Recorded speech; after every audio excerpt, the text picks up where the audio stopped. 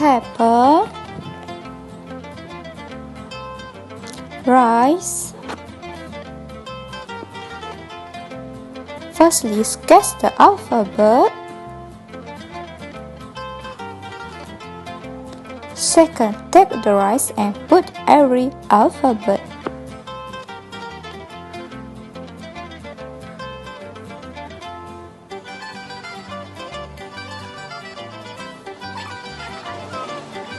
Done!